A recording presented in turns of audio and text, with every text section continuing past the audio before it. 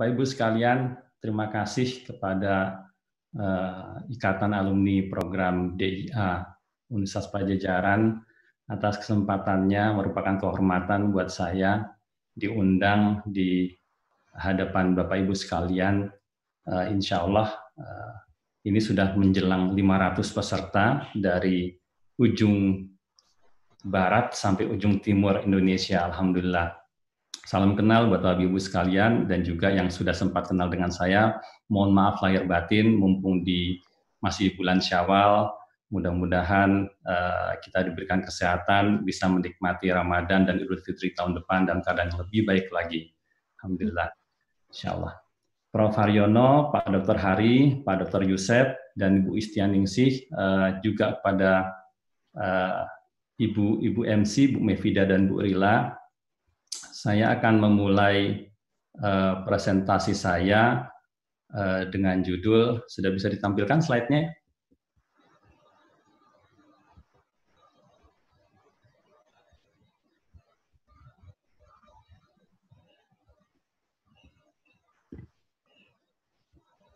Sudah kelihatan ya Bapak Ibu ya?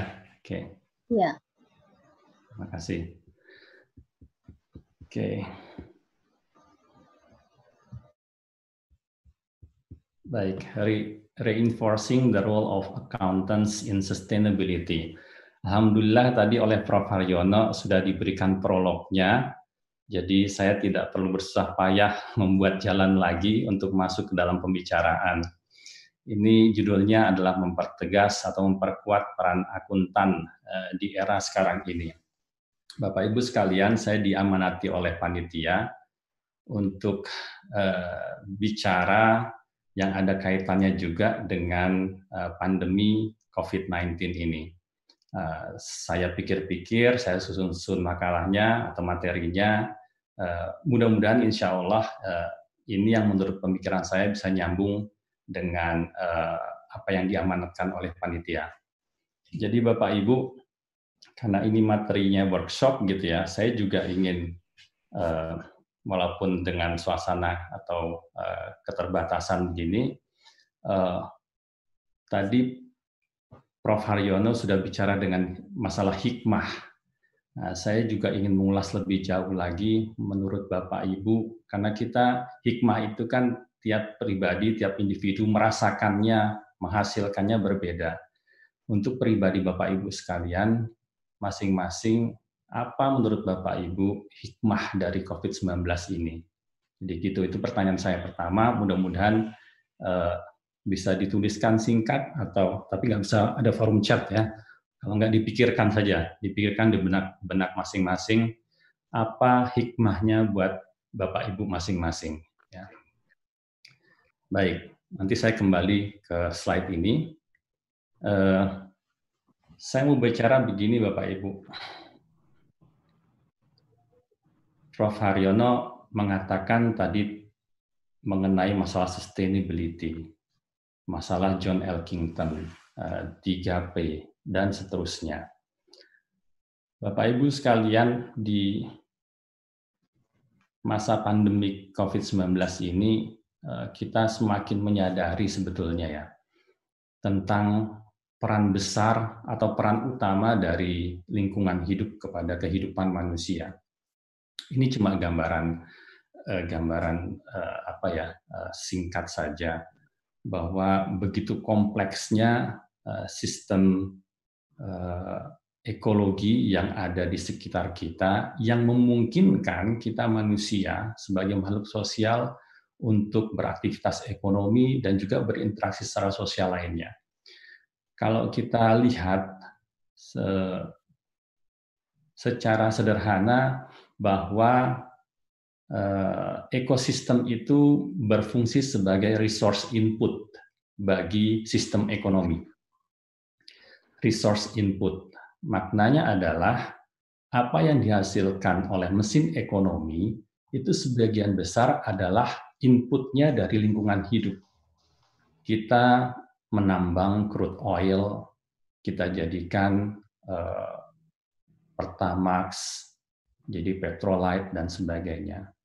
Kita potong tebang kayu di hutan dari habitat aslinya, untuk menjadikan kertas-kertas. Ambil hasil perikanan ke lautan untuk kita konsumsi. Jadi ekologi menjadikan dirinya sebagai penyedia input bagi ekonomi. Yang kedua adalah juga sources of amenity, ada value of amenity, pemberi nilai-nilai kenyamanan, kepuasan. Jadi kalau Bapak Ibu rasakan hiking, surfing, climbing, atau hal-hal yang menikmati lingkungan hidup, gitu ya. Seperti saat ini, kalau orang Jakarta itu maunya kalau liburan ke tempat-tempat yang ada nature-nya, misalnya ke Bandung, gitu ya, yang dinikmati lingkungan hidup. Jadi ada nilai kepuasan yang diberikan oleh lingkungan hidup langsung kepada sistem ekonomi. Lalu juga ada Global Life Support Services, penyedia kehidupan dasar, siklus gas di atmosfer, siklus nutrisi dalam tanah. Kalau kita dari SD belajar siklus air gitu ya, dari mulai matahari, penguapan, turun hujan dan sebagainya. Tanpa ada itu semua sebagai penyedia basic life support services, tidak ada ekonomi. Jadi ekonomi sangat amat bergantung kepada lingkungan hidup. Kita menyadari begitu sentralnya peran lingkungan hidup kepada kehidupan dan keberlanjutan hidup manusia, terutama untuk menuju sustainability. Karena sustainability ini menjadi tujuan, bukan lagi yang tadi dikatakan Prof. Haryono juga mengenai ekonomi.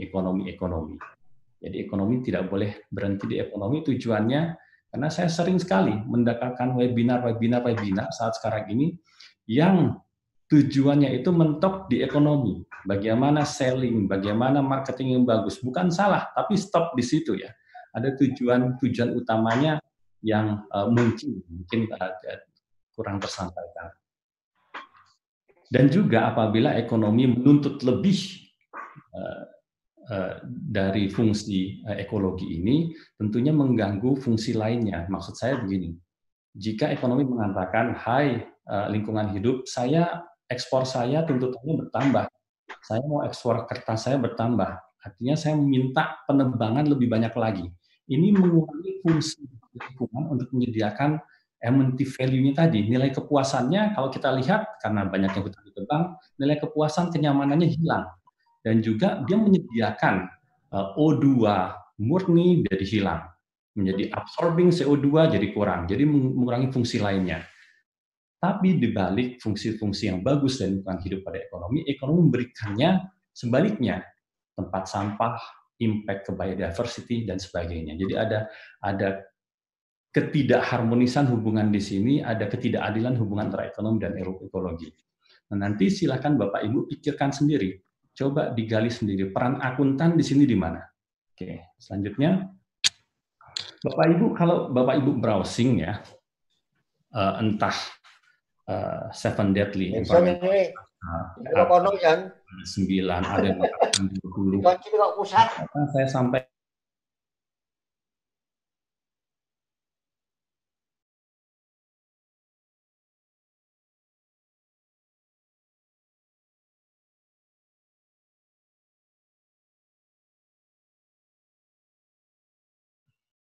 Oke, sudah kedengaran lagi ya.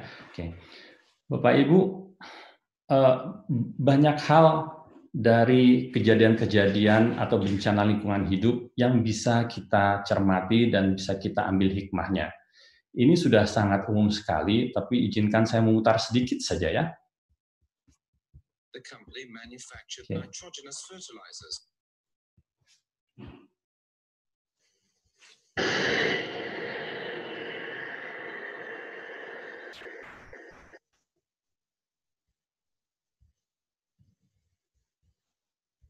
In 1908, Shin Nippon Chiso built a factory in Minamata, a small fishing village in Kumamoto, Kyushu. The company manufactured nitrogenous fertilizers and soon became the major industry in Minamata. By the mid-1950s, Shin Nippon Chiso had become the industry leader in its field.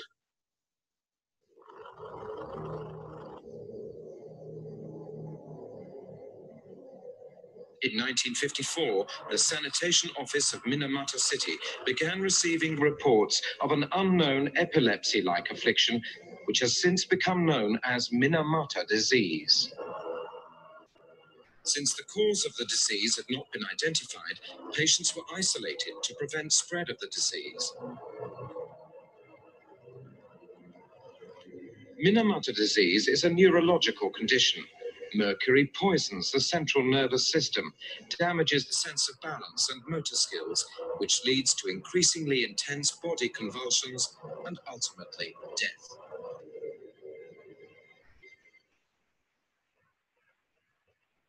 In 1957, the Minamata Disease Research Group of Kumamoto University announced that Minamata disease is a toxic disorder of the central nervous system caused by certain organic mercury compounds transmitted through the intake of seafood. They isolated organic mercury as the sole cause through a series of experiments on cats.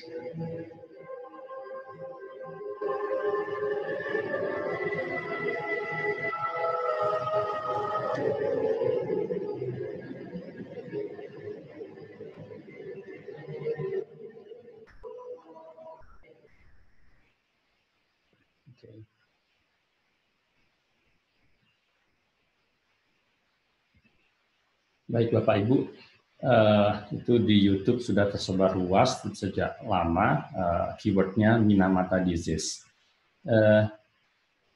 Terjadi di Jepang tahun 56, ada Chiso Corporation, pabrik pestisida kalau tidak salah ya, pabrik kimia. Lalu punten Bu aja. Ya, lalu ketika penduduk nelayan ini simptom gejala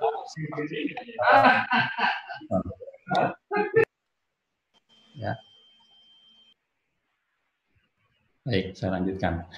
Jadi menyerang sistem saraf, ya, kebas, mati rasa pada tangan, kaki, penglihatan, pendengaran terganggu, sampai ke koma, sampai ke kematian. Korbannya pada saat itu 2.265 dan 1.800-1.700-an, mendekati 1.800 sudah meninggal. Awalnya tidak diketahui kenapa itu terjadi, tapi setelah diturunkan peneliti dari Kumamoto University, ternyata penduduk nelayan, pemukiman nelayan tadi mengkonsumsi seafood, udang, sotong, kerang, cumi-cumi, ikan, dan sebagainya. Ternyata ada kandungannya dalam jumlah yang lebih ambang batas, kandungan merkuri. Merkuri ini dikonsumsi oleh manusia dan terjadilah gejala-gejala seperti itu. Dites kepada kucing, gejalanya seperti itu. Jadi menyerang sistem saraf. Ini semua problem-problem lingkungan hidup yang tentunya berakibat pada ekonomi, karena saat ini kita sudah tidak mengenal lagi perusahaan itu, sudah ditutup. Dan banyak hal lainnya juga, kalau Bapak Ibu browsing, tadi yang saya bilang 7 environmental disaster, atau 9 atau 20 gitu ya. Ada kebocoran British Petroleum, gitu ya, ada Bhopal, kebocoran pipa gas dalam satu ledakan 3.800 orang tidak kenal usia, latar belakang, meninggal semuanya. Majalah Time mengatakan India's night of disaster, karena ada hal-hal yang tadi terkait 3P yang lolos atau tidak diindahkan oleh manusia, sehingga korbannya luar biasa besar. Dan juga ini seperti di Indonesia terjadi, ini umum, di Bandung pun umum terjadi, di Indonesia ini terjadi di Jawa Timur, umum juga terjadi di seluruh bagian di Indonesia. Ini semua problem lingkungan yang ujungnya berakibat kepada ekonomi. Dan di mana peran akuntan di situ, mohon dipikirkan kembali oleh Bapak. Kita sebagai ekonom, ya, kita sebagai akuntan, di mana peran kita? Karena lagi-lagi tadi Prof. Haryono katakan sustainability, itu tujuannya, sustainability, keberlangsungan hidup manusia.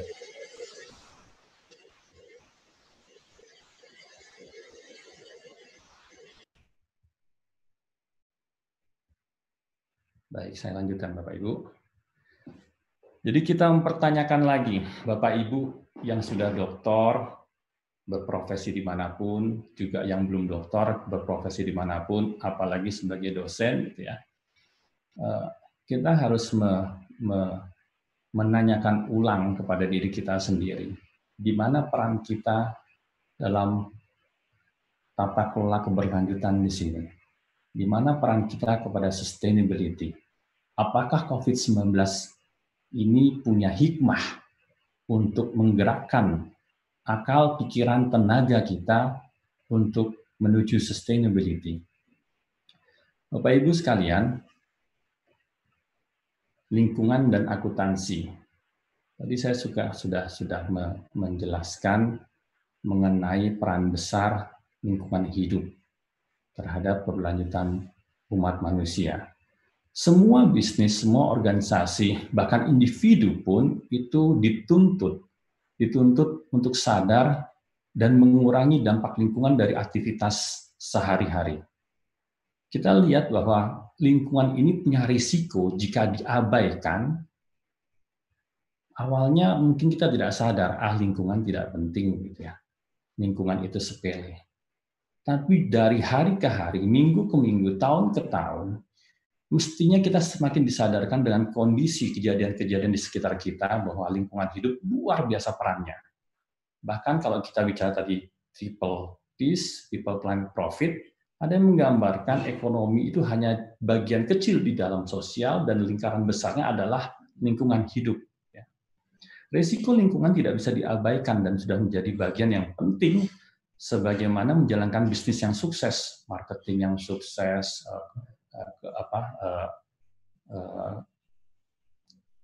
clean production, product life cycle, bagaimana mengelola keuangan yang baik, dan sebagainya. Risiko lingkungan tidak bisa diabaikan karena ujungnya, kalau kita mengabaikan, saya ambil contoh dulu ada tahun 95, ya. Tahun 95 ada Shell, Royal Dutch Shell, itu beroperasi di North Sea. Mereka punya platform, oil rig platform yang dinamakan Brent Spar. Brent Spar ini sudah habis masa produksinya, dan oleh Shell akan ditenggelamkan begitu saja di North Sea. Lalu wacana ini didengar oleh Greenpeace, dan Greenpeace dengan segala sumber dayanya yang ada melakukan kampanye sampai akhirnya boikot kepada produk Shell. Sehingga masyarakat Eropa pada saat itu enggan masuk ke dalam pom bensin Shell. Sehingga penjualannya, sales-nya dari Shell itu 50% turun. Akibat tindakan-tindakan yang tidak bertanggung jawab terhadap lingkungan. Jadi risiko lingkungan tidak bisa diabaikan. Banyak contoh kasusnya di Indonesia. Misalnya kita lihat Lapindo Berantas dan sebagainya, ya. Jadi ujungnya berakibat buruk pada bisnis dan keuangan. Nah, akuntansi pada umumnya itu berperan di ujung proses melalui pelaporan eksternal. Sekarang kita pertanyakan posisi akuntan. Apakah iya kita hanya berperan di ujungnya? Apakah kita tidak punya peran untuk mengurangi atau mencegah risiko-risiko lingkungan ini, ya. Jadi bagaimana caranya mungkin tidak dikelola risiko tadi, dihindari, dicegah sehingga tidak terjadi, dan ini tentunya menuntut perubahan-perubahan pada sistem akuntansi manajemen. Ini cuma salah satu hal kecil ya Bapak Ibu yang untuk menuju sustainability tadi. Saya mau bicara ke environmental management accounting, ya, bahwa dulu juga pada saat saya studi juga saya cuma mengenal biaya lingkungan itu di disposal cost-nya, ya. Padahal kalau kita lihat secara mendalam, makanya kadang-kadang akuntansi ini ada ketidakmampuan untuk mendetek biaya-biaya yang seharusnya externalities, gitu ya, menjadi diungkit lagi, diangkat ke permukaan. Ternyata ini biaya-biaya luar biasa besar kalau kita sampai muncul waste atau limbah atau sampah. Padahal kita membelinya bahan bakunya, kita tidak ada niatan untuk menjadikan, jangankan sampah atau limbah, by product pun kita tidak menjadikan itu menjadi tujuan. Kita menjadi main product. Ternyata kalau kita teliti ke dalamnya ada raw material cost, energy cost, ada disposal cost-nya, ada clean up cost, ada transport cost, ada storage cost, ada biaya untuk buruhnya, labor cost-nya, dan sebagainya.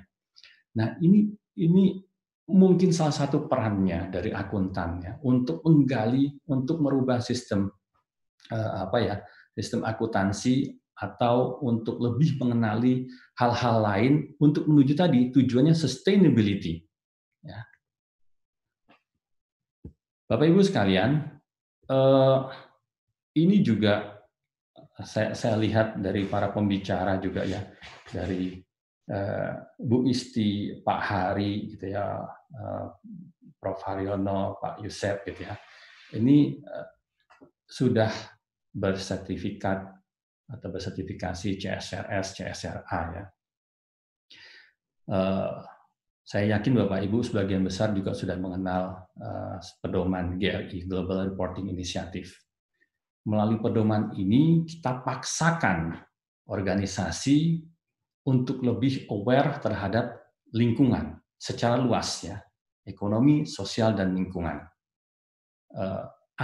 Kita tidak mungkin bisa melaporkan kalau kita tidak membuatnya, kalau kita tidak melakukannya, gitu ya.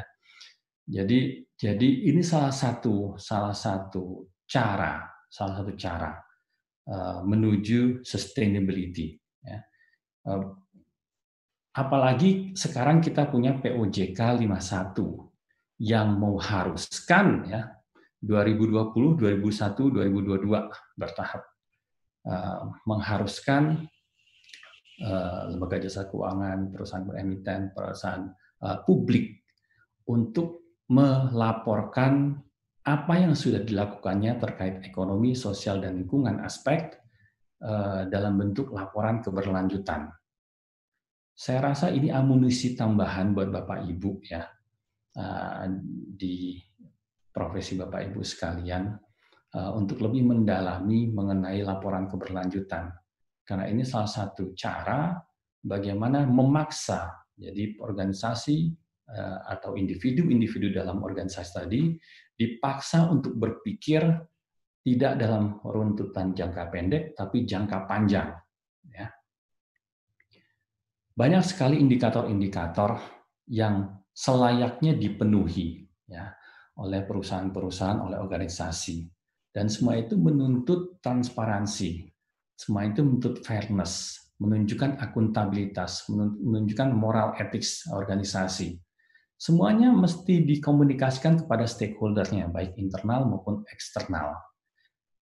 Tidak ada lagi yang ditutup-tutupi, walaupun kita tidak boleh menelanjangi diri kita, tapi ada trade-off-nya ya, permainannya kalau Bapak Ibu ingin menerbitkan sustainability report atau laporan keberlanjutan. Semuanya dilaporkan, economic performance, ya, rasio gaji, standar gaji karyawan yang baru masuk di entry level saat itu dibandingkan dengan UMR, UMK, ya, bagaimana prosedur merekrut karyawan, bagaimana ekonomi ada yang mau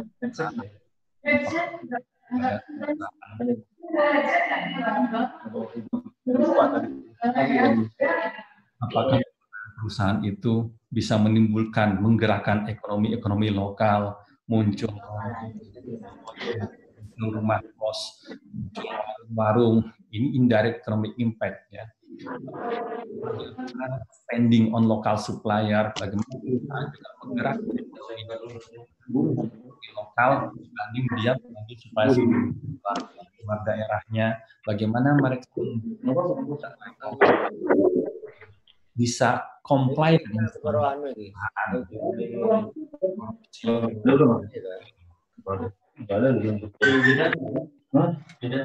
di situ kita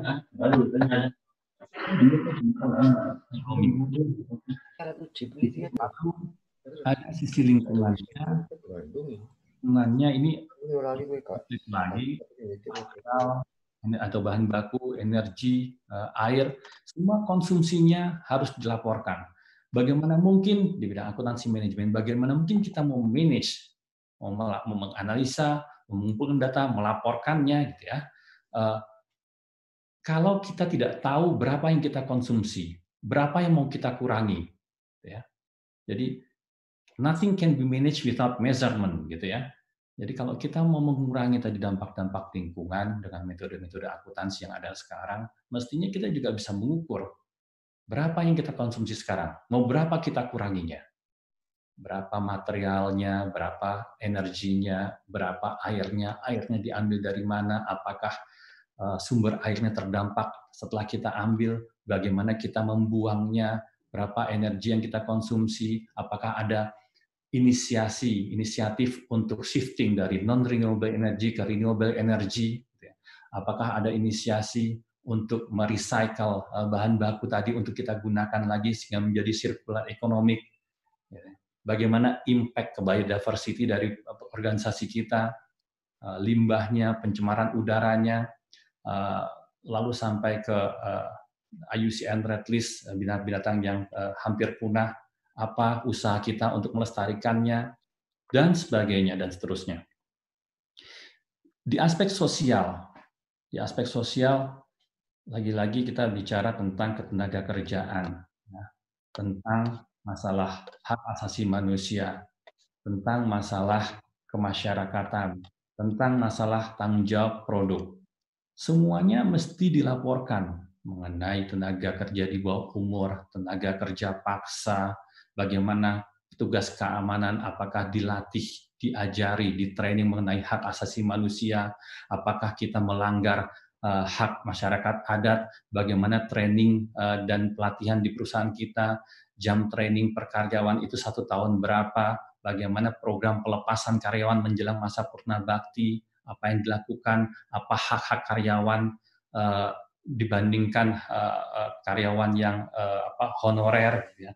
Apakah ada kesempatan dari masyarakat lokal naik menjadi top position di perusahaan, apakah perusahaan memberikan minimum notice period sebelum terjadi efektif perubahan-perubahan organisasi, apakah ada pengumuman sebelumnya, bagaimana hubungan industrial, semuanya ini mesti dilaporkan dan tidak mungkin kita bisa melaporkannya kalau kita tidak melakukannya.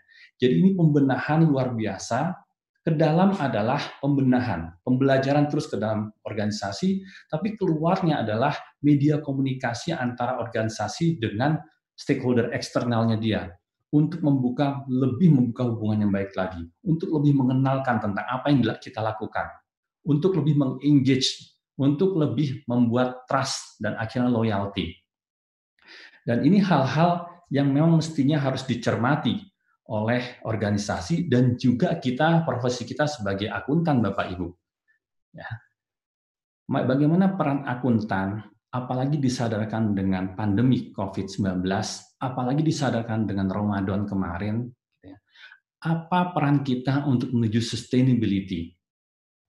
Ya, saya lanjutkan. Bapak Ibu sekalian, jadi kalau kita lihat tadi saya pertanyakan, Bapak Ibu, hikmahnya buat Bapak Ibu itu apa? Ya.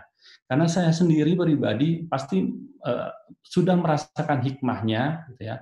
Entah hikmahnya ini akan saya bawa terus menjadi pembelajaran, penguat aktivitas atau tindak tanduk perilaku saya sehari-hari, atau hikmah tadi saya lupakan, cuma hanya terjadi mengingatkan pada awal-awal kita di lockdown, gitu ya, kita PSBB. Karena sekarang ini kita lihat kan sudah longgar, kita sudah mulai, mungkin sebagian besar dari kita sudah mulai lupa lagi, gitu ya. Jadi Bapak Ibu, penduduk bumi ini, Bapak Ibu, menurut Worldometer itu hampir mendekati 7,8 miliar. 7,8 miliar ini akibat pandemi COVID-19 kemarin, menurut data yang saya punya, ini terdampak 215 negara dan 7,2 juta manusia itu terdampak. Terdampak ini ada yang selamat, ada yang sembuh, gitu ya, ada yang meninggal, ya. Menurut Profesor James Bendel, ini dari Institute for Leadership and Sustainability dari University Cambria, Inggris, ya, Sustainability Leadership, katanya akan ada 6 miliar. Kalau kita penduduk bumi ini 7,8 miliar, 6 miliar akan terdampak, baik direct maupun indirect. 6 miliar ini, apakah kita termasuk di antara 6 miliar ini yang selamat, mudah-mudahan insya Allah selamat, sehat walafiat seterusnya. Nauzubillah min dzalik, jangan sampai kita termasuk yang tidak selamat.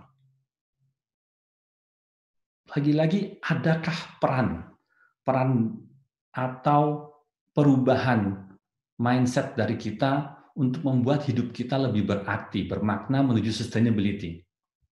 Ya. Bapak Ibu, di era lockdown atau social distancing atau physical distancing gitu ya, kita melihat ada perubahan, ada kebaikan, ada perbaikan yang dialami oleh bumi kita ini. Ya. Pada saat awal pembatasan gerak manusia tadi, aktivitas manusia menjadi sangat-sangat dibatasi ya. Transportasi, produksi, perusahaan-perusahaan, pabrik-pabrik, sehingga emisi CO2, NO2 menurun drastis. Ini bahannya kan ada di Bapak Ibu, nanti bisa di googling sendiri. Kita lihat lubang ozon itu menjadi tertutup. Ya, itu awalnya di Wuhan. Bahkan di Italia ada yang dinamakan Venetia Pulita atau the Clean Venice, gitu ya. The Clean Venice. Buat Bapak Ibu yang sudah berkesempatan ke Venesia, ke Venice, tentunya hal ini sangat tidak bisa dilihat ya oleh Bapak Ibu sekalian kalau tidak ada era pandemi kemarin. Banyak sekali ikan muncul, banyak sekali angsa-angsa muncul gitu ya. Air menjadi jernih, udara di atas air ini akibat lalu lintas gondola atau perahu-perahu yang memang menggunakan banyak juga yang menggunakan kapal motor, ini asap-asap menjadi hilang sehingga binatang-binatang menjadi berkeliaran dengan leluasanya. Bahkan di depan rumah saya sendiri, Bapak Ibu, ada got gitu ya, ada selokan. Pada saat terjadinya pandemi ini, luar biasa airnya menjadi sangat jernih dan muncul memang ikan-ikan seperti ini. Gitu ya. Udara menjadi bersih gitu ya. Kita menjadi sangat menikmati sinar matahari gitu ya. Kita menjadi sangat-sangat religi, gitu, sangat religius. Kita menjadi sangat menjadi manusia sangat hubungannya bagus dengan manusia lainnya, gitu ya. Saling menjaga, saling mengingatkan, saling memberi, saling berderma, gitu ya. Tapi kembali Bapak Ibu, dari kacamata ekonom akuntannya, apa hikmah kembali yang muncul dari pandemi COVID-19 ini? Ya. Mungkin sebagian besar dari kita merasakan bahwa akibat COVID-19 ini kemarin itu kita sangat rindu kepada rumah ibadah, sangat rindu ke masjid. Sujud kita menjadi semakin dalam, rukuk kita semakin dalam, kita menjadi semakin sadar bahwa kita ini kematian begitu dekatnya. Pagi ini Bapak Ibu, rekan dosen kami meninggal. Ya. Buat Bapak Ibu alumni DIA, berapa banyak dosen DIA atau Fakultas Ekonomi dan Bisnis yang sudah mendahului kita? Banyak dosen, banyak guru besar yang sudah mendahului kita. Kematian menjadi semakin dekat sekali Bapak Ibu. Tentunya mudah-mudahan ini menjadi pelajaran luar biasa besar, apalagi ditambah dengan dikuatkan lagi dengan era pandemi COVID-19 ini. Kita melihat video-video orang-orang yang terdampak COVID-19 ini. Beberapa teman saya juga terdampak dan berpulang ke rahmatullah gitu ya. Melihat video-videonya, sempat divideokan bagaimana paru-parunya atau nafasnya menjadi sangat susah sekali gitu ya. Orang-orang yang sudah terproyeksikan menduduki jabatan-jabatan penting, jadi tidak ada artinya lagi. Di era pandemi COVID-19 ini kita disadarkan tentang hakikat kodrat kita sebagai manusia gitu ya. Lemah sekali. Kita sangat bersandar kepada Tuhan yang Maha Esa, yang Maha Pengampun, Maha Penyayang. Mohon kita diselamatkan, mohon diselamatkan. Tapi kita sekarang nggak tahu kalau sekarang ini sudah dilonggarkan, sudah lewat 3 bulan gitu ya. Apakah ingatan-ingatan atau motivasi kita, spirit yang tadinya kuat, yang sadar tentang kodrat kita mau kemana gitu ya, itu menjadi lemah lagi. Bapak Ibu,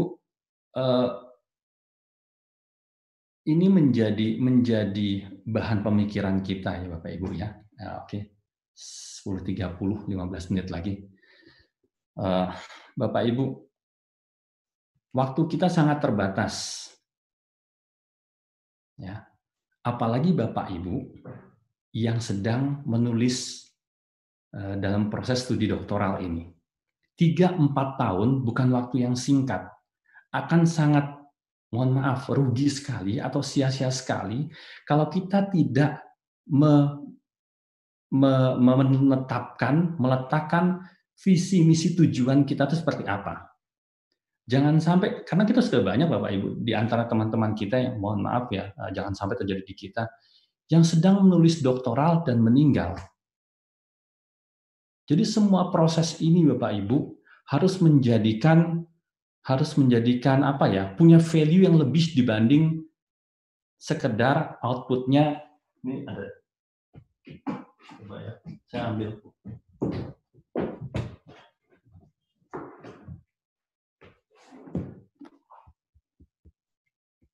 Oke, maaf.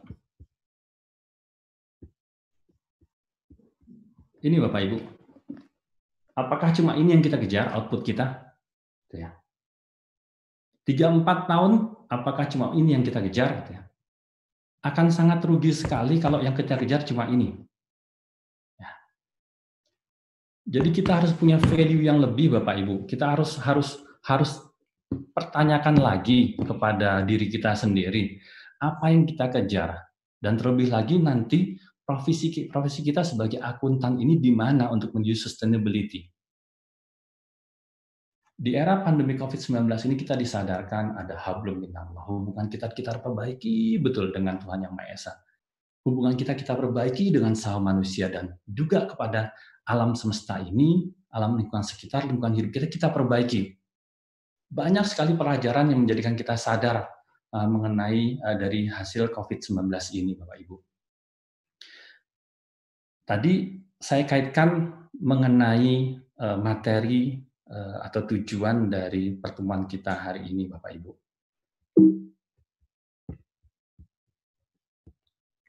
Oke. Bapak Ibu, di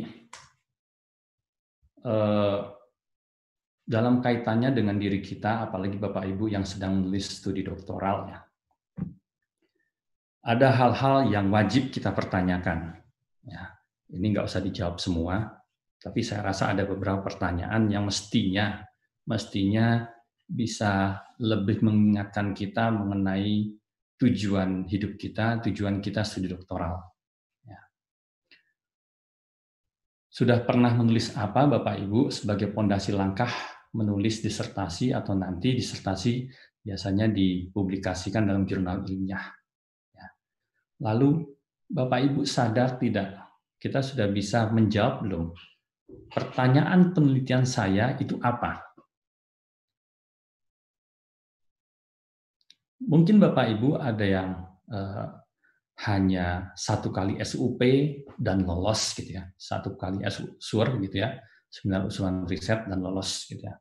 Tapi ada orang-orang terus terang Bapak Ibu, saya 5 kali SUP dulu Bapak Ibu, baru saya lulus. 1,5 tahun saya SUP. 1,5 tahun itu tidak dicampur dengan kuliah ya, jadi khusus untuk menulis. Karena buat saya luar biasa untuk menemukan apa the core research question dari penelitian saya ini. Coba nanti Bapak Ibu dijawab dengan jujur sendiri gitu ya. Kita tidak bisa interaksi ya. Pertanyaan penelitian saya ini apa? Dan siapa orang-orang yang sudah meneliti tentang topik ini? Apa argumentasi mereka tentang topik ini? Apa perdebatan yang terjadi di situ? Kalau Bapak Ibu kan sudah ada penelitian terdahulunya gitu ya. Itu mungkin bisa digali dari situ. Penelitian saya ini mirip dengan penelitian siapa gitu ya. Sehingga Bapak Ibu nanti bisa betul-betul menemukan lubang kosong. Nah, ini tadi yang dikatakan oleh Prof. Haryono, apa kontribusi kita, terutama dalam studi doktoral ini, kepada keberlanjutan, sustainability. Tentunya Bapak Ibu, sustainability kalau perusahaan ya, tidak berhenti di profit orientation ya, tapi mau berlanjut. seimbang ekonomi, sosial, dan lingkungan supaya dia bisa hidup 50-100 tahun lagi gitu ya. Tidak ada perusahaan yang terus berjalan kalau dia berhenti di profit orientation aja. Ya. Sama seperti kita semua Bapak Ibu.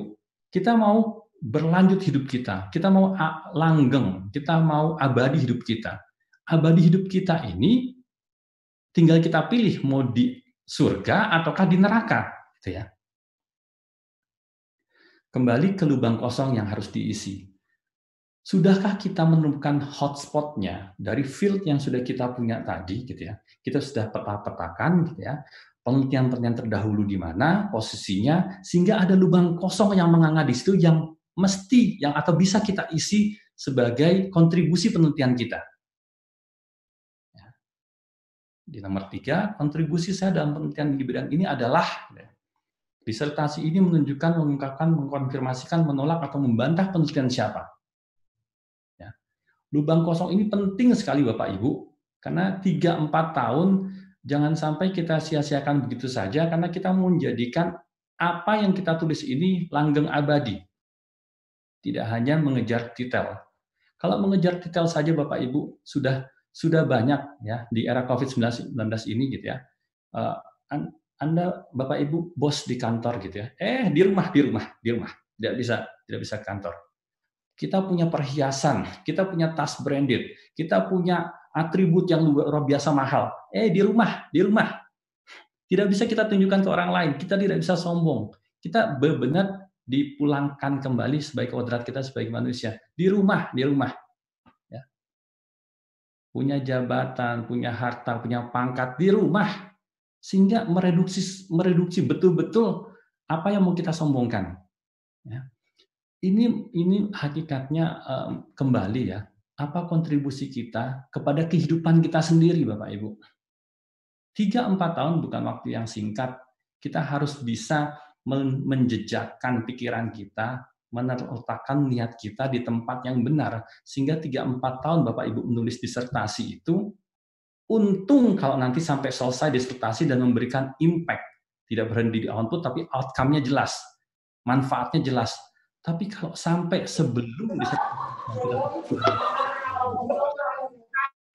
kita harus meletakkan itu kemana niat kita.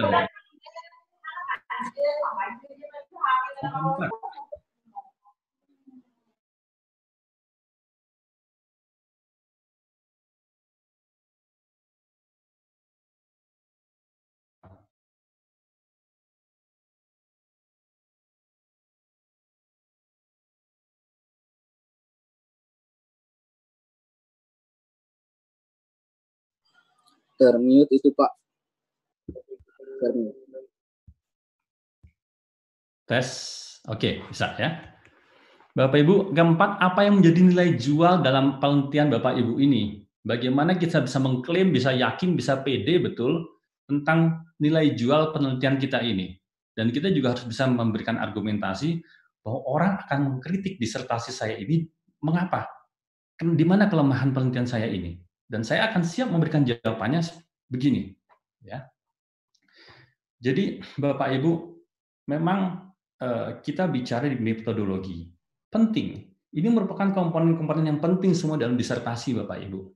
Tapi sebelum metodologi, tentunya ada bab 2, ada bab 1. Kaitannya dengan kehidupan kita, kita harus memberikan kontribusi apa yang kita lakukan ini memang bermanfaat untuk ujung akhir hidup kita nanti. Ya, tidak hanya untuk disertasi ini. Disertasi, kalau Bapak Ibu kita kejar disertasi ya, saya sudah berikan contohnya tadi, di sekitar kita itu sudah meninggal, banyak sekali yang meninggal Bapak Ibu. Ya, yang Scopusnya banyak, yang Sinta indeksnya banyak, itu sudah, betulkah itu dibawa gitu ya? Mudah-mudahan iya, ini tidak mengecilkan ya, tidak mengecilkan, tapi kita harus men-set niat kita jauh lebih besar dibanding itu Bapak Ibu. 4 pertanyaan penting. Mengapa saya melakukan penelitian ini? Ada permasalahan apa? Ingin menyempurnakan apa? Dan apa solusi atas permasalahan yang saya tawarkan ini? Apa kegunaan tulisan ini dari sisi akademis dan praktis? Kalau kita tidak bisa menjawab secara jujur, dengan lugas dan tegas gitu, dengan mantap gitu ya, mungkin kita patut mempertanyakan lagi penelitian kita, Bapak Ibu. Ya. Karena mungkin lubangnya tadi belum kita temukan betul-betul. Dan Bapak Ibu harus bisa menjawab 3 sampai 5 nama at least sebagai audiens utama tulisan saya ini. Jadi jangan nanti cuma di kegunaan penelitian dari sisi akademis, kita bisa lihat lah ya, ada yang menulis sisi akademisnya untuk mengembangkan ilmu pengetahuan, terutama di bidang akuntansi, dan sangat normatif, atau di bidang kegunaan praktisnya bermanfaat bagi pengambil kebijakan pemerintah, tidak spesifik. Kita harus bisa menjawab. Karena kalau kita tahu betul di mana lubang yang saya mau tutupi tadi, kita punya kontribusi betul yang saya yakini, maka kita bisa menjawab 3 sampai 5 nama yang saya tuju betul sebagai pembaca, sebagai penikmat, sebagai nanti pemanfaat dari tulisan saya ini. Termasuk juga apa yang masih belum terpecahkan. Itu ya Bapak Ibu ya. Jadi Bapak Ibu, 5 menit lagi. Ada hasil yang ingin kita capai, Bapak Ibu. Ya. Ada metodologi yang memang harus betul untuk mencapai tujuan tadi, untuk menghasilkan disertasi yang bagus, memberikan dampak manfaat dari disertasi kita, gitu ya. Ada metodologi yang harus betul, ya. Tapi sebelum metodologi, kita harus betulkan dulu niat kita, ya, Bapak Ibu. Apa dampak yang mau saya berikan dari disertasi ini? Ada outcome yang mau saya capai. Impact ini, Bapak Ibu, impact ini yang menjadi tujuan kita. Ya. Bahwa apa yang kita tulis, jerih payah kita bertahun-tahun, meluangkan waktu, mengorbankan keluarga, pekerjaan kantor terbengkalai, kesehatan juga terganggu. Jangan sampai niatnya itu kurang pas ya. Jadi kita harus pertanyakan lagi niat kita. Apa dampak yang mau saya timbulkan dari penelitian saya ini?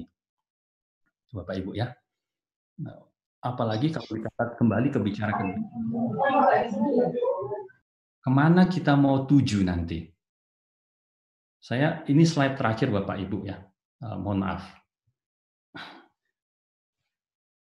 Kita sangat ingin sekali Bapak Ibu ya. Saya mohon maaf ya. Pejabat-pejabat ya, mungkin menjadi perenungan buat kita juga. Pejabat ya. Atau kalau di kampus ada guru besar ya. Atau apa ya? Ya petinggi-petinggi gitu ya. Atau CEO perusahaan-perusahaan. Kan kita tidak cukup bicara kepada Tuhan kita nanti, ya Tuhan, saya sudah banyak achievement di dunia ini. Saya sudah CEO besar di perusahaan dan making a lot of profit gitu. Apakah itu cukup gitu? Kan enggak. Yang kita kejar adalah impact-nya Bapak Ibu. Saya suka mengintip ya, melihat di media sosial, entah Facebook, entah Instagram, orang-orang besar gitu ya. Pada saat pemakamannya hanya dihadiri oleh segelintir orang. Pada saat mengantarkannya, menyolatkannya, apalagi nanti kalau kita bicara jauh-jauh setelah itu ya. Mungkin jangan sampai Bapak Ibu, kita ini ya hanya diingat mungkin 3 hari. Oh kasihan ya dia meninggal. Cuma kasihan. Paling mentok kirim karangan bunga. Setelah itu life goes on, kita dilupakan kok Bapak Ibu. Tapi saya betul-betul iri dengan orang-orang yang pemakamannya dihadiri oleh ribuan orang. Setelah dia meninggal masih didatangi, doakan terus. Termasuk juga ini makanya tidak hanya untuk Bapak Ibu sebagai yang studi doktoral, ini juga mengingatkan kita sebagai dosen atau supervisor ya Bapak Ibu ya. Kita harus menciptakan suasana atau kondisi di mana kita saling mengingatkan antara mahasiswa dan pembimbing atau penguji atau suasana di kampus kemana tujuan kita nanti. Apakah tujuannya hanya untuk mengejar disertasi gitu ya? Karena banyak, mohon maaf, guru besar pun yang saya lihat yang puluhan tahun mengabdi hidupnya, banyak relasinya pada saat dia hidup di dunia, pada saat meninggal hanya dihadiri oleh beberapa gelintir orang, dan setelah itu dilupakan. sangat rugi sekali Bapak Ibu. Ini kita saling mengingatkan ya, sangat rugi sekali. Puluhan tahun yang kita buat apa selama ini?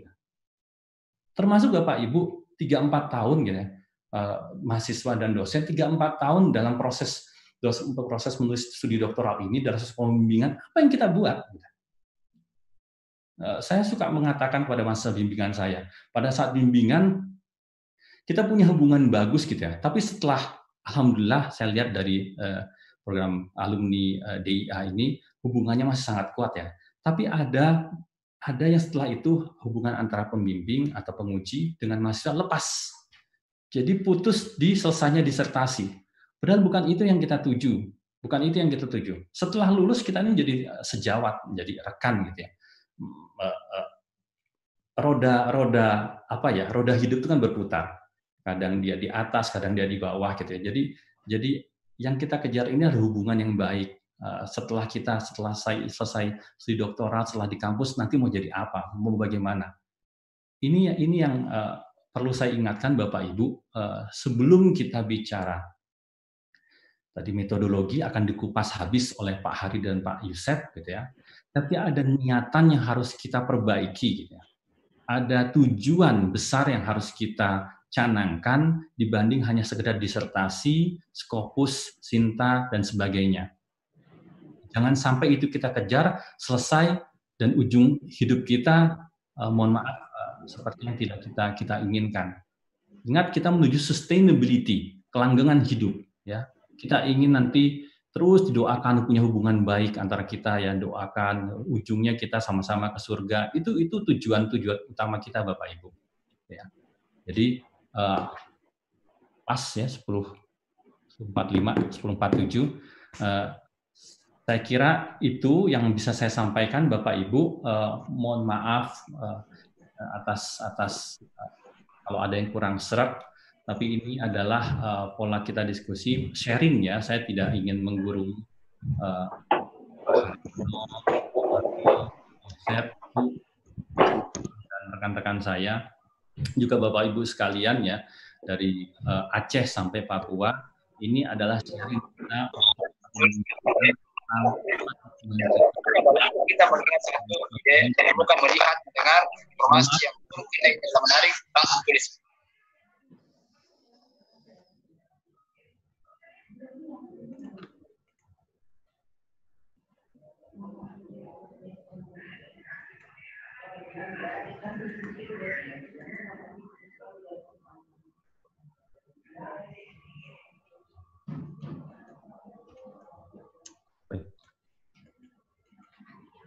Unmute terus nih, kacau nih.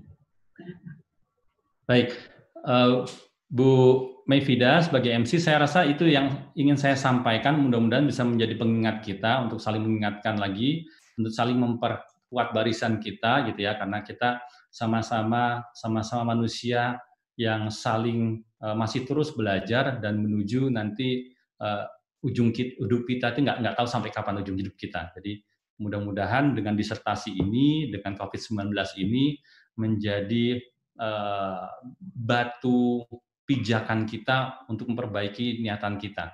Baik, terima kasih Bapak Ibu sekalian. Mohon maaf. Assalamualaikum warahmatullahi wabarakatuh. Waalaikumsalam warahmatullahi wabarakatuh. Terima kasih atas materi yang telah disampaikan oleh Prof. Fani. Ini ada pertanyaan yang mungkin nanti Prof. Fani bisa sedikit menjelaskan. Kalau Prof. Fani mungkin belum sampai ke detail secara alat ujinya, mungkin nanti dibahas dengan Pak Hari. Ini ada pertanyaan, Prof. Yang pertama, kira-kira topik-topik apa yang terkait dengan lingkungan yang bisa menambah ramai di dunia penelitian, baik untuk teman-teman yang sedang menyusun disertasi ataupun teman-teman dari yang sedang akan menyusun skripsi maupun tesis. Lalu yang kedua, saran apa yang Prof bisa sampaikan di dalam mengurangi kesulitan peneliti untuk memperoleh data, karena di dalam penelitian akuntansi lingkungan ini banyak peneliti yang sulit untuk memperoleh data. Nah, mungkin ada saran dari Prof. Fani dan topik-topik apa yang mungkin bisa menambah hasanah di dalam dunia penelitian. Silakan, Prof. Terima kasih, Bapak Ibu. Nanti bisa menambahkan ya kalau ada kekurangan dari saya. Saya berfokus pada corporate social responsibility, tanggung jawab sosial dan lingkungan. Itu menjadi topik juga. Ada etika-etika bisnis lainnya, ada ISO 26000, ada ISO 14000, ada GRI, ada protokol-protokol lainnya gitu ya. Ada environmental management accounting, bagaimana organisasi menjadikan lingkungan ini sebagai backbone untuk menuju sustainability. Bapak Ibu banyak tadi Prof. Haryono sampaikan ya, memang kita harus rajin membaca ya Bapak Ibu ya. Saya pernah diajarkan oleh guru saya, kemungkinan dari 1000 buku yang kita baca itu cuma 5 menjadi buku induk ya. Emang harus rajin membaca sih Bapak Ibu untuk mendapatkan tadi saya bilang lubang tadi ya, topik-topik penelitian. Jangan sampai itu menurut kita penting Bapak Ibu ya. Tapi ternyata di dunia real itu menjadi hal yang sudah sangat umum sekali. Jadi kita harus dengan forum semacam ini kita memperbanyak relasi Bapak Ibu ya. Kita cari sekarang webinar-webinar banyak yang gratisan ya. Kalau Bapak Ibu sempat kalau di era normal gitu ya, seminar, konferensi di bidang yang kita minati ya, karena kita tidak mungkin menulis bisa bagus di bidang yang kita tidak minati. Jadi ada passion kita dulu di situ. Setelah ada passion, kita ada ketertarikan, ada pemahaman di situ. Kalau boleh saya ceritakan, dulu saya Fani, kalau kamu membuat S3, silakan tulis topiknya tentang environmental communication. Saya nggak paham sama sekali Bapak Ibu environmental communication itu apa gitu ya. Apakah komunikasi dengan tumbuhan, komunikasi dengan hewan gitu ya. Saya tanya ke sana kemari. Saya datangi beberapa seminar gitu ya yang terkait dengan topik ini. Dari tadi mungkin hanya 5 kali seminar yang betul-betul terkait topik ini, kita bisa mendapatkan ternyata pertanyaan besarnya yang belum dijawab atau belum terjawab di topik ini adalah ini. Ternyata aktor-aktornya, pemain-pemainnya itu aja kok kelihatan gitu ya. Dari yang hadir di seminar itu. Dari situ kita buka forum diskusi lagi gitu ya. Saling mau membantu. Jadi Bapak Ibu, topik tadi ya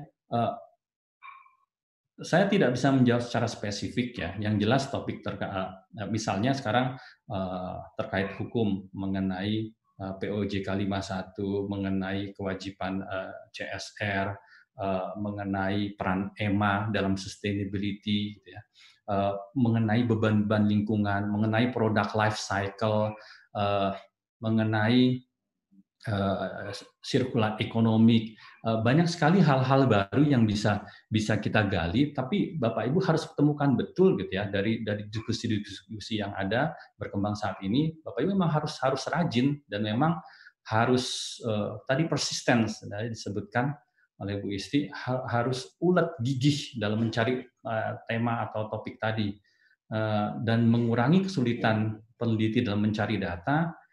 Saya rasa dengan hubungan-hubungan semacam ini, karena kita ini hidup dari gotong royong, Bapak Ibu, tidak bisa kita single fighter sendiri kita hadapi. Ada Prof. Haryono, aksesnya kemana-mana gitu ya. Ada Pak Hari sebagai ketua DIA, juga membawahi banyak alumni, banyak relasi dosen dari seluruh Indonesia. Dengan forum seperti ini kita bisa jalin dan mempermudah akses data kita. Memang akses data kalau kita punya orang dalam gitu ya, pasti akan lebih efektif dan efisien. Nah, ini perlu kita kuatkan lagi. Tapi saran saya Bapak Ibu ya, kalau saya berkaca pada diri saya sendiri ya, 1,5 tahun saya baru bisa memahami di mana hotspotnya gitu ya. Dan itu 1,5 tahun memang saya jatuh bangun untuk mencari tahu. Yang tadinya tidak tahu, saya mencari tahu apa sih maksudnya environmental communication, sustainability communication ini, sustainability management ini, gitu ya. So, setelah saya tahu, saya menimbulkan minat saya di situ. Kalau sudah muncul minat saya di situ, passion saya di situ, wah itu namanya orang senang, Bu, seperti kita melakukan hobi gitu ya. Jadi itu tanpa dipaksa, tanpa disuruh oleh pembimbing pun itu gerak sendiri. Jadi sementara begitu, Bu Mayfida, apa yang bisa saya sampaikan, lebih kurang mohon maaf. Oke, baik Prof. Bisa saya tambahkan nggak? Boleh, silakan Prof. Oh ya. Ya, terima kasih Prof. Pani, bagus sekali ini ya presentasinya dan materinya. Saya hanya menambahkan sedikit tadi yang seperti dikatakan oleh Prof. Pani ya. Kalau kita ingin mengetahui apakah pemahaman kita itu sudah cukup apa tidak, itu harus dikritik. Kita harus mau menerima kritikan-kritikan. Apakah kritikan dari dosen pembimbing, apakah dari teman. Nah, makanya butuh forum-forum diskusi. Jadi kalau kita sendiri, kita hanya menganggap diri kita udah hebat semuanya itu kan ya. Padahal kan dunia luar belum tentu. Seperti tadi saya mengatakan bahwa sebetulnya dengan adanya COVID-19 ini kan terbuka luas itu kesempatan kita untuk memilih topik-topik. Kita tentunya ya katakanlah umpamanya oke lah dengan adanya informasi akuntansi, sistem segala macam itu udah banyak gitu ya. Nah, justru perlu kita kembangkan lagi di ke depan ini. Contohnya umpamanya tadi saya mengatakan ada 5 paling tidak sekarang ini permasalahan di Indonesia. Nah, kita harus memberikan masukan itu. Pertama katakan umpamanya terkait dengan distrust tadi saya katakan. Coba lihat dengan kasus-kasus skandal-skandal financial statement PT Garuda Indonesia, Jiwasraya, Asabri, etc. British Telecom. Dan itu kan menimbulkan distrust terhadap profesi. Nah, apa yang harus dilakukan? Bagaimana kita bisa memberikan masukan kepada IAI? Bagaimana kita bisa terutama yang paling penting untuk program dokter kita ini ya, yang ke depan, dan kita semuanya adalah lahir dari sana. Kemudian yang terkait dengan katakanlah umpamanya inequality, ada contohnya umpamanya saya pernah membimbing hampir sebagian besar gedung-gedung di Indonesia ini tidak memiliki sertifikat green building. Jadi memang seperti dikatakan Prof. Pani tadi, memang perhatian kita terhadap hal-hal demikian itu, dia membangun building, membangun gedung hanya dalam rangka untuk profit saja. Itulah konsep ilmu ekonomi kita kan, mendapatkan keuntungan sebanyak-banyaknya dengan pengorbanan sedikit mungkin. Akibatnya kita rambah kemana-mana. Kita lihat bagaimana pengelolaan sumber daya alam kita dan lain sebagainya. Jadi artinya belum lagi yang namanya korupsi. Wah, luar biasa korupsi kita itu. Dan akibatnya dampaknya kepada pelayanan dasar kita kan, pendidikan, kesehatan dan lain sebagainya. Nah, dengan adanya katakanlah akuntansi pemerintahan, akuntansi ini segala macam, kira-kira apakah informasi akuntansi yang kita sajikan itu can be used by the authority, can be used by the user of the financial statement untuk dia mengambil keputusan. Nah, ini menjadi tantangan bagi kita kan. Apakah mereka menggunakan data-data informasi-informasi fundamental yang dibangun oleh akuntansi yang kadang-kadang juga itu ada skandalnya juga, apa dia menggunakan yang lain? Nah, kalau kita ingin sustainable, profesi kita ingin sustainable, apalagi dengan kondisi yang sekarang sudah masuk dunia digital, kalau kita ingin sustainable, kita harus berbenah. Nah, inilah harapannya tadi yang diharapkan oleh Prof. Pani, kita tidak bisa sampai pada di sini saja. Jadi artinya kalau ada tantangan 5 kali ujian proposal, seminar proposal, ujian prelim segala macam, itu kan dalam rangka untuk membuat kita kuat. Kalau kita kuat nanti kita bisa mewarnai lingkungan. Bukan kita yang diwarnai oleh lingkungan. Contohnya umpamanya kita lulus doktor masuk ke katakanlah Pemda. Kalau kita kuat, kita bisa memperbaiki cara mereka bekerja, cara segala macam. Tapi kalau kita nggak kuat, malah kita ikut kan pola-pola koruptif segala macam. Itu kira-kira tambahan aja, Prof. Fani. Congratulations, Prof. Fani termasuk profesor yang masih muda, yang sangat brilian, dan mudah-mudahan nanti yang berikut-berikutnya yang lain dari yang kita ini yang muda-muda, saya lihat masih banyak sekali bisa juga ikut mengikuti jejaknya Prof. Fani. Itu saja. Dan Bapak dan Ibu sekalian, saya juga mohon izin untuk mungkin kadang-kadang keluar, kadang-kadang masuk lagi gitu ya, nggak stay selamanya. Itu saja. Terima kasih. Salam untuk Pak Dr. Hari, dan sekali lagi saya mengucapkan Pak Dr. Hari, congratulations. Dan Ibu Isti, nanti kapan-kapan kita jumpa lagi ya Bu ya, bikin acara-acara lagi ya Bu ya. Ya Prof. Ya. Terima kasih Bapak dan Ibu sekalian. Terima kasih. Wassalamualaikum warahmatullahi wabarakatuh. Salam. Waalaikumsalam warahmatullahi wabarakatuh. Terima kasih Prof. Haryono. Ini ada satu acara ini Bu Baby, ada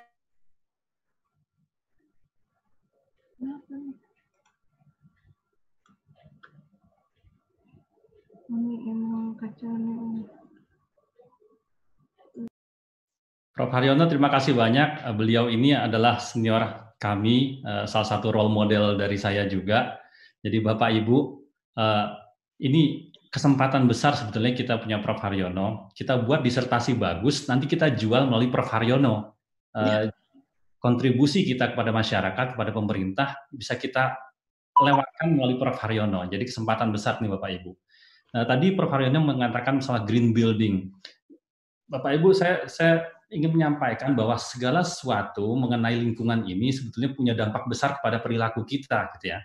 Kita bisa stress relief, atau justru stres kita meningkat dari lingkungan yang buruk, gitu ya. Dari imun sistem kita menjadi jelek, jadi produktivitas kita terganggu, dan mungkin dari green building tadi menjadi salah satu faktor yang meningkatkan nanti kinerja keuangan, gitu ya. Jadi banyak sekali tema-tema Bapak Ibu lihatlah dari forum diskusi ini kan kita bisa muncul beberapa tema yang menarik. Prof. Haryono, terima kasih banyak. Sama-sama Prof. Baik Bapak Ibu, kita masih memberikan kesempatan untuk tanya jawab kepada Prof. Fani. Pak Ibu silakan memberikan raise hand. Memilih 3 pertanyaan.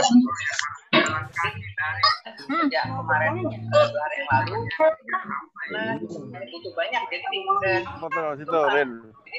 sekarang negara.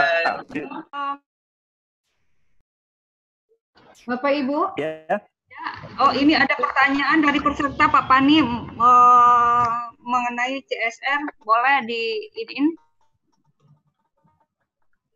Ya, halo. Ini ada pertanyaan dari peserta sambil menunggu Pak Hari masuk. Susah masuk, Pak. Silakan Ibu Lesi, silakan. Pertanyaan dari peserta tentang CSR. Jadi perusahaan itu berada di dalam suatu lingkungan di mana lingkungan mempengaruhi perusahaan dan perusahaan mempengaruhi lingkungan. Perusahaan mempengaruhi lingkungan karena sumber daya alam dikelola oleh perusahaan dan sumber daya perusahaan mengelola sumber daya lingkungan.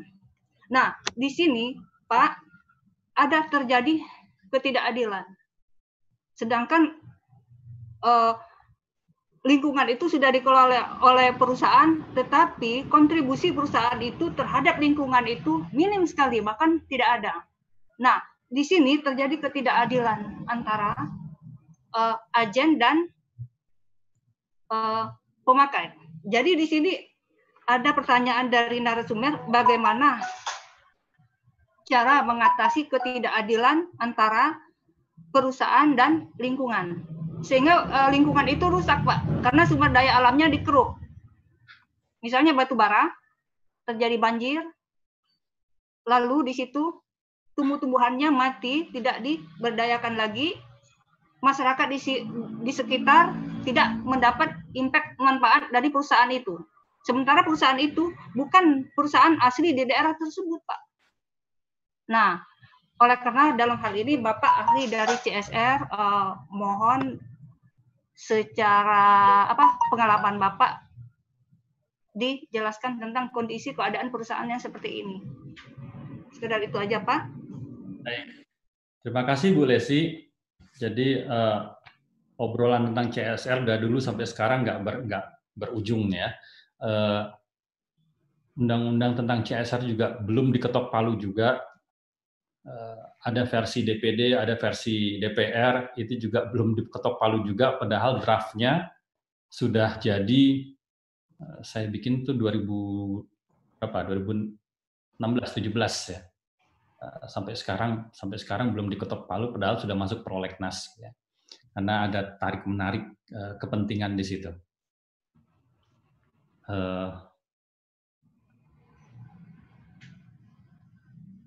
Kok masuk Pak Budiarto?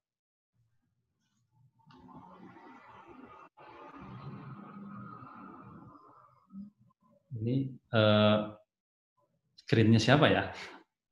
Pak Budiarto? Oke, saya lanjutkan ya. Bu Lesi, Ya. sekalian. Jadi begini, di era otonomi daerah, pemerintah daerah berwenang, diberi keleluasan untuk menetapkan dana CSR-nya sendiri dari perusahaan. Perlu disadari memang sangat wajar apabila perusahaan-perusahaan, apalagi perusahaan yang bukan dari daerah situ, gitu ya, dikenakan dana untuk mengembalikan ke keadaan lingkungan yang baik lagi, mengembalikan atau meningkatkan sejarah masyarakat. Bapak Ibu sekalian, jadi ini seperti kita juga Bapak Ibu ya. Apakah kita menulis disertasi, lalu setelah itu kita pikirkan manfaatnya dari disertasi dan gelar doktor yang kita punya, ataukah sepanjang saya melakukan studi doktoral ini saya pikirkan sudah manfaatnya, sama seperti CSR. Apakah CSR itu hanya terjadi di ujung pada saat perusahaan setelah mendapatkan profit kita ambil sekian persen, ataukah seluruh kehidupan perusahaan, seluruh aktivitasnya kita anggap sebagai CSR? Kita anggap sebagai perilaku bisnis yang beretika. Ini perbedaan yang sangat mendasar sekali, Bapak Ibu. Jadi CSR yang bagus itu tidak diambil hanya di ujung proses, gitu ya. Setelah perusahaan mendapatkan profit, kita ambil seperti kita 2,5% gitu ya, misalnya untuk sedekah. Tapi CSR yang bagus tentunya yang inline dengan seluruh aktivitas perusahaan. Orang-orang bisa berbeda pendapat ya mengenai terminologi, apakah yang disebut sebagai CSR, TJSL, tanggung jawab sosial saja, ataukah yang lain-lainnya. Tapi bagaimana caranya? Makanya tadi bagus sekali dengan GRI. Ya. GRI ini memaksa seluruh kehidupan organisasi atau perusahaan itu dijalankan dengan praktek bisnis yang beretika. Saya kembalikan ke diri kita ya Bapak Ibu ya. Kalau perusahaan mau tujuannya sustainability, tidak ada cara lain, dia harus beretika bisnis. Ya. Entah dengan CSR, entah dengan Komdev, entah dengan yang lain-lainnya terminologinya. Jadi seluruh hidupnya dia lakukan dengan praktek bisnis yang beretika. Artinya dia, kalau diibaratkan dengan kehidupan kita sebagai manusia, sepanjang hidupnya adalah berakhlak. Itu tujuannya nanti yang dikejar adalah sustainability. Ujungnya sustainability yang didapatkan. Kalau semua aktivitasnya ini berakhlak, beretika. Jadi memang kita harus tuntut, tidak hanya, memang sebetulnya dengan undang-undang yang mau dikeluarkan tadinya itu, Bu Lesi, ini melindungi tidak hanya pemerintah atau masyarakat, tapi justru juga melindungi perusahaan. Karena tidak bisa kita pungkiri, selama ini perusahaan juga menjadi mesin ATM untuk masyarakat dan pemerintah daerah. Justru dengan undang-undang ini, ada klausul-klausul yang melindungi, sehingga perusahaan tidak bisa dijadikan mesin ATM. CSR itu dibuat di awal tahun, dianggarkan memang di awal tahun, ya, bukan di ujung tahun setelah mendapatkan profit. yuk kita duduk sama-sama, kita buka buku sama-sama, duduk sama-sama. Ini program CSR perusahaan. Terutama juga pemerintah daerah punya program toh. Pemerintah pusat punya program juga. Duduk sama-sama mungkin di media musrembang gitu ya. Karena tujuannya sama kok. Yang dikejar kesejahteraan masyarakat, perlindungan lingkungan, gitu ya, gizi buruk dan sebagainya, sanitasi. Ini semua program pemerintah dan CSR perusahaan sebetulnya bisa di-inline-kan. Kalau mereka bisa duduk sama-sama sehingga apa yang mau dituju, gitu ya, program-programnya itu bisa bersinergi, bisa berbagi, sehingga tidak ada yang bertumpuk di satu daerah sehingga tempat lain itu tidak kebagian. Jadi harmonisasi program CSR dan katakan dulu MDGs, sekarang SDGs dari pemerintah itu bisa diharmonisasikan. Tapi memang saat ini di Indonesia CSR ini masih sifatnya masih voluntary ya. Di undang-undang itu sebetulnya mau dimandatorikan. Saat ini memang paling bagus semua itu bergerak dari moral ethics-nya kita. Sebagaimana kita memberikan tali kasih, berderma, bersedekah, itu kan paling bagus tidak dipaksa hanya 2,5%. Tapi kita berikan memang moral ethics kita memberikan lebih dari itu tanpa dipaksa. Dan tidak hanya di ujung proses di akhir tahun gitu ya, setelah perusahaan mendapatkan profit, tidak hanya menjelang Idul Fitri dipaksa zakat mal, zakat fitrah gitu. Tapi sepanjang kita beraktivitas ini semua kita keluarkan berakhlak, beretika gitu. Jadi mudah-mudahan itu bisa menjawab ya Bapak Ibu ya. CSR yang bagus itu inline di seluruh sepanjang proses aktivitas perusahaan dan inline dengan core bisnis perusahaan. Jadi memang ini program yang sangat baik dan harus dipikirkan betul core bisnis perusahaan apa. Misalnya ya, kecap bango butuh kedelai. Dulu di Unpad ada lahan-lahan pertanian yang tidak didayagunakan, padahal petani-petani sekitar Unpad di Sumedang, di Jatinangor ini masih kehidupannya masih kurang baik. Digerakkan semua stakeholder-nya diundang antara perusahaan kecap bango dengan petani, dengan Unpadnya, mendidik dana dari kecap bango, lalu diberikan silakan dosen-dosen pertanian perkebunan memberikan penyuluhan cara tanam yang bagus untuk kedelai-kedelai ini, masyarakat yang menanamnya kita kelola sama-sama, nanti hasilnya dijual yang bagus juga itu kepada kecap bango. Pola-pola semacam ini yang inline dengan core bisnis perusahaan atau yang lebih kompleks, tapi nanti kita terangkan lebih di lain waktu ya Bapak Ibu. Demikian Bu Resi. Lebih kurang. Baik, Pak. Terima kasih Pak Pani, cukup. Mungkin ada lagi yang mau bertanya? Baik Prof, ini ada pertanyaan yang masuk. Beliau menanyakan, selama ini penelitian yang ngetren adalah murni membahas tentang ekonomi atau akuntansi.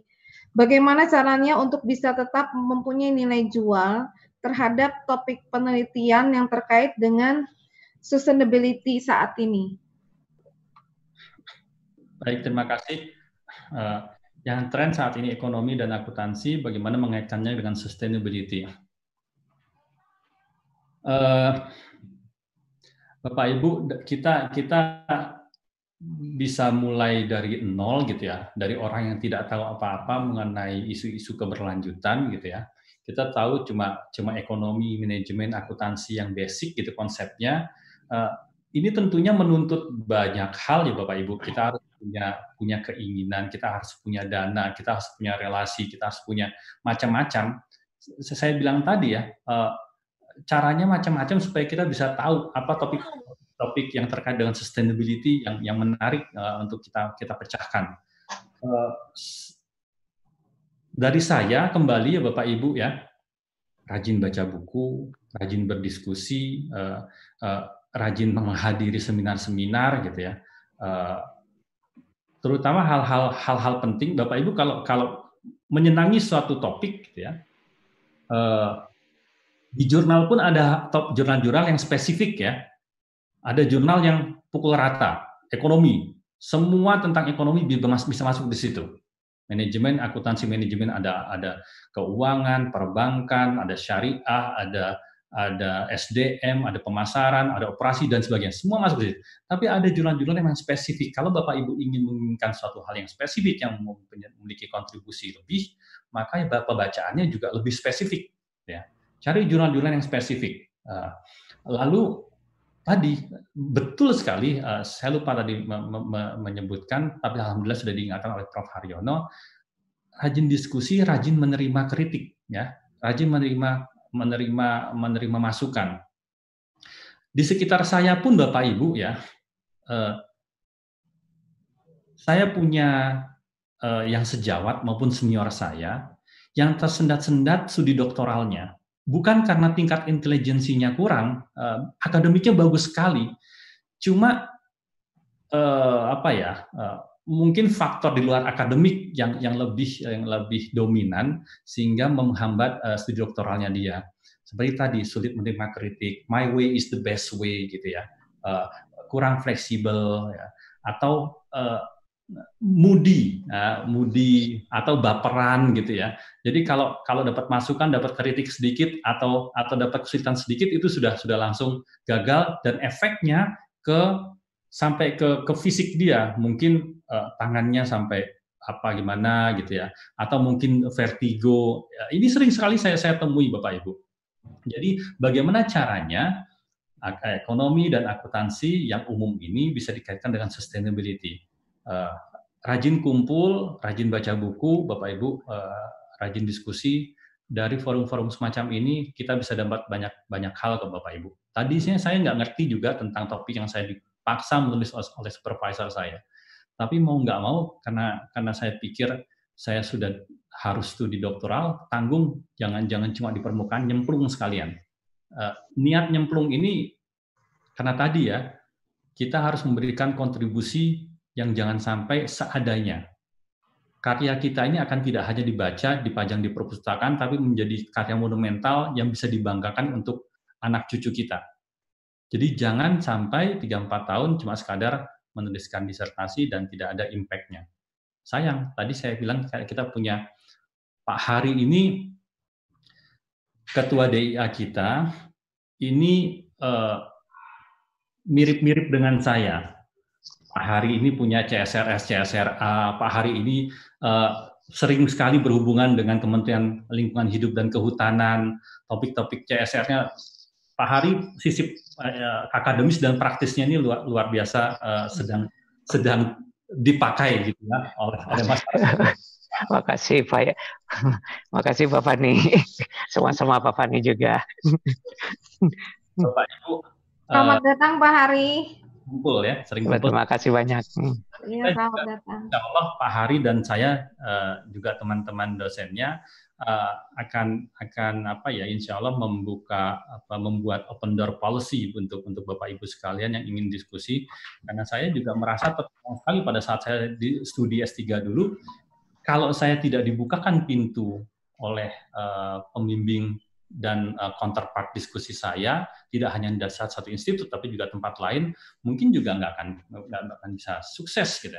Tapi akibat kemudahan-kemudahan yang diberikan orang-orang lain itu, makanya saya dan Pak Hari juga begitu. Insya Allah kita akan menjaga keformalan, tapi tetap luas, fleksibel, karena kami menyadari Bapak Ibu lulus dari program studi doktoral nanti, keadaan bisa berbalik kok. Bapak Ibu bisa yang justru memberikan nasihat kepada kami. Bapak Ibu bisa memberikan macam-macam kepada kami sementara ini jadi supervisor, tapi keadaan bisa berbalik. Jadi Bapak Ibu,